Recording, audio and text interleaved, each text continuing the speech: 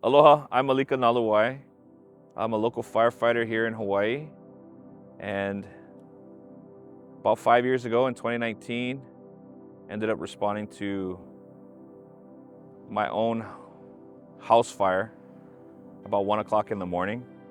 My family was home. They're awakened with a startle and found the house to be filled with smoke. Ended up calling for help, and me and my crew ended up responding to my own home. Never thought that would happen. I hoped it would never happen, but ended up happening.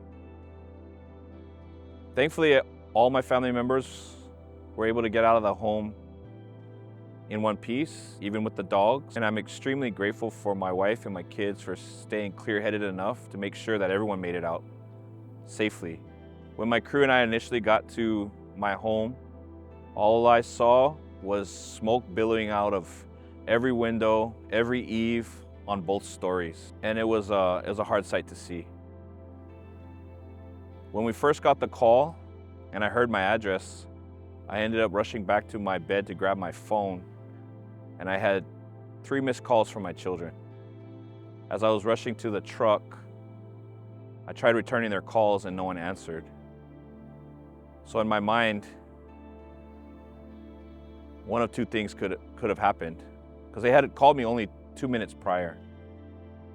Either they were unconscious or they were dead. And that was a really hard pill to swallow. Even thinking about it right now, it's kind of hard to think about. I am grateful that they did all make it out alive, but for the first 5 minutes or so, I didn't know if any of them had made it out alive. Like I said, they didn't answer my phone calls as we were rushing down to our home. We were able to make entry into the house and put water on the fire relatively quickly. And as we were doing so, my captain made contact with my wife, who was at our neighbor's house, and was able to find out that everyone had made it out alive. And it set my mind a little bit at ease, and was able to focus on doing the firefighter things, putting the fire out with my crew. It was one of the toughest, actually it is the toughest call I've ever been on, because not only was I a first responder, I was the father of the victims too. And to switch the hats back and forth that early morning, or that evening, however you want to call it, that morning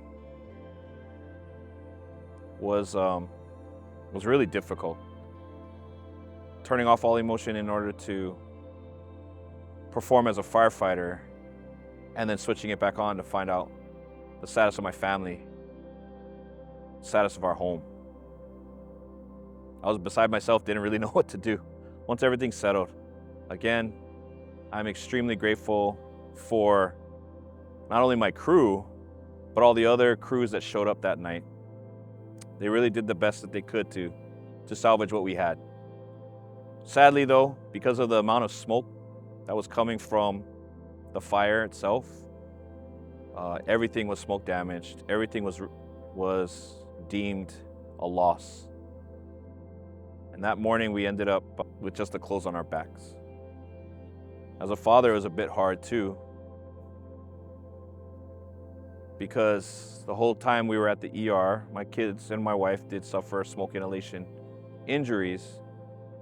But the whole time I was at the ER, all I could think about was, where are we gonna sleep?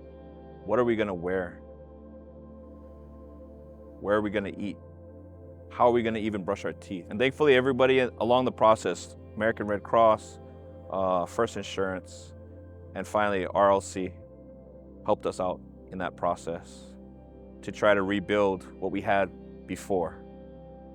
So as time progressed and we started putting the pieces of our lives back together, it was determined that the cause of the fire was a consumer product, and the corporation was dragging their feet with regards to investigations and the litigation and everything else.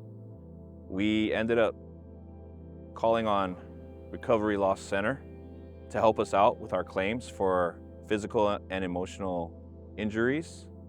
And they were phenomenal. They were amazing. I would recommend them to anybody.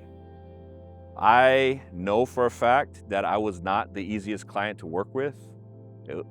I'm a father, and it was a raw and emotional time for me, feeling like we were getting screwed over by this other corporation, multi-billion-dollar corporation.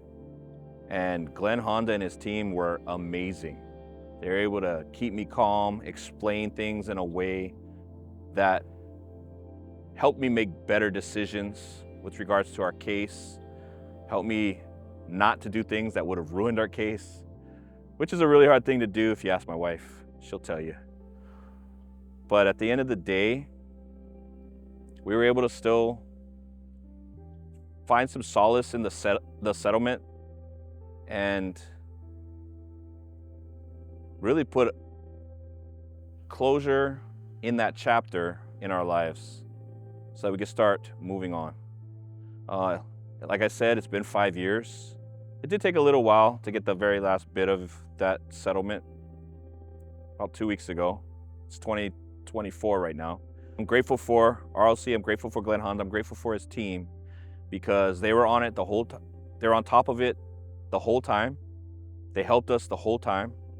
Because it's not something, going through litigation is not something that we normally do on a day-to-day basis. They're extremely professional, and I would recommend them to anybody. So I'm grateful again for them. I'm grateful to be able to do this for them.